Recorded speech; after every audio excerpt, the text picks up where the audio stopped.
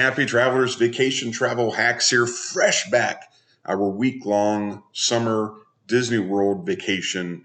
This video is all about what I went in thinking about doing and what we came back actually doing. Lessons learned, best practices, sharing is caring. You're investing in Disney. I already invested in Disney. These are tips for you to consider, and this will help me plan for the next trip, which is tentatively in December. If I'm lucky, team, I'll do the Halloween party in September. It's not looking too good, but hey, let's take a look at about what we learned. So first off, what were our goals going in? So goal number one, it's a noble goal. Hey, let's not go to the hospital.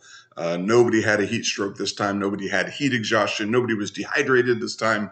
Hasn't always been the case for us. And then, okay, if you're not going to the hospital because you're hot, let's make sure that we're just not miserable in the heat. You also don't want to stand in too many lines. We wanted to get the passholder magnet, wanted to try the Polynesian resort, and of course, ride Tron. So there's no particular order, just the goals. On the left, I write on pen and paper. Maybe you're digital, maybe you don't do anything, maybe you're seat of the pants, but with thousands of dollars being invested in making memories, I like to at least make sure there's some sort of structure. And I think I might be the only person in the house that looks at it that way. So it shows when we're leaving, when we plan to arrive. We drive from Atlanta. That means we got to drive through Atlanta. Then we get Ocala, Florida Turnpike, I-75. And we did pretty good. We did pretty good getting through Atlanta. We left on a Sunday. Traffic was actually pretty good through Atlanta, pretty light. Then we got to 475. Somehow some dude turned over his camper, blocked 2 of the 3 lanes. So we lost about 40 minutes there. And then you get to Ocala, I-75. Ocala, I don't know what it is, but somehow 3 lanes of cars just can't seem to get it together, and they need to slow down. So it takes 8 hours to do 6.5 hours worth of driving. And, that's actually 8 hours is about, actually we got there late. So it took us almost 9 hours to do 6.5 hours of driving. Head to Epcot at 6. We did. We got the magnet. We did. Road Guardians, 6:30, 7:30. We did. And then we walked around, ate some food at the Garden Festival, watched Epcot forever. So day one, largely on plan, because if you look at the left and the right, not a lot of crossouts. The plan for the whole week, be out of the heat during the day. So, do Typhoon Lagoon from 10 to 1 or 2, and just be cool, be in the water, be out of the heat, that kind of stuff. That worked. That was successful. Go back to the hotel, gather yourselves, shower, rest, relax. And then the plan for every day was to be in the park somewhere between arriving sometime between 5 and 6. And then kind of closing out the park out of the heat of the day. Just to let you know, yes, we avoided the heat of the day. It was 96, 97 degrees throughout the week. It was 95. It felt like 95% humidity. Maybe it's just in the 80. It was thick. It was muggy. And I'm not talking about like during the afternoon. I'm talking all the time. The mornings, the air was thick. It just felt like there was always resistance against you. So if you're not used to the humidity of Florida, it can be much, but prepare for it. And I'll show you some ways that we beat it. Monday was a success, though. It pretty much went to plan. We rode rides. We did Fantasmic. Fantasmic's tricky because you're outside in kind of the thick of it. But we had some water. I did the Fantasmic dining package. That was probably about $60 per person, plus gratuity. The next day, Tuesday, we wanted to do Typhoon Lagoon, and then we wanted to go to the Magic Kingdom. We actually thought that was stupid. We actually stayed, the Marriott folks said, hey, come on down. We'll give you a 2-bedroom jetted bathtub, this really nice thing, and we'll give you $100 gift card. Just stay. So as we checked in, they're like, hey, if you sit through a timeshare presentation, $100 turns into $275. Or it's only 90 minutes. It's like, okay, 90 minutes. Okay, I can do that. Well, the Marriott property wasn't near Disney Springs. It was closer to SeaWorld. Not too far away, 5-10 minute drive to Disney, but It didn't make much sense to go up to the Magic Kingdom, spend an hour transiting into the park.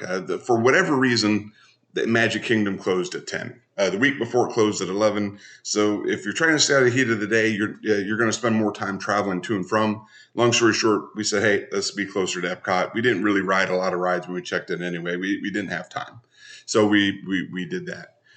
Wednesday, well, we were going to go to Animal Kingdom early, and that was kind of the plan, and go to Typhoon Lagoon. We actually didn't go to Typhoon Lagoon. That was kind of our rest day. We attended a 90-minute timeshare presentation. We didn't buy a timeshare, but we got a $275 gift card, and that helped pay for our $100 dinner at Rainforest Cafe. So that's nice. And then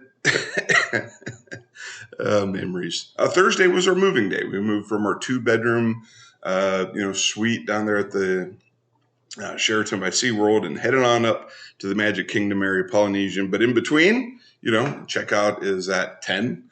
Check-in is at 4. Well, we went to Typhoon Lagoon to kind of kill the buffer, and that worked.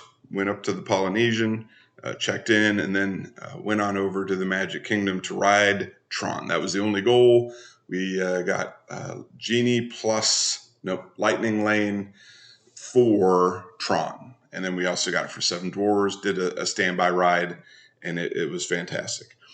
Friday, we were going to go to Hollywood Studios, but then I realized, hey, this is, things look good on paper. So on the left-hand side, man, I was like, yeah, this is fantastic. Oh, we'll go to Hollywood Studios, we'll ride Rock and Roller Coaster, Slinky Dog, yay. And then I was like, man, we're up here at the Magic Kingdom. Why am I going back down to Hollywood Studios? So we just swapped that out, did some quick service dinners, and it was fantastic. So anyway, feel free to, as things don't make sense, they change pretty good, but by and large, we did what we set out to do. These were the fluids that we brought down. And if you're fluent in Disney currency, you're looking at about probably $100,000 in fluids right there, that little stack.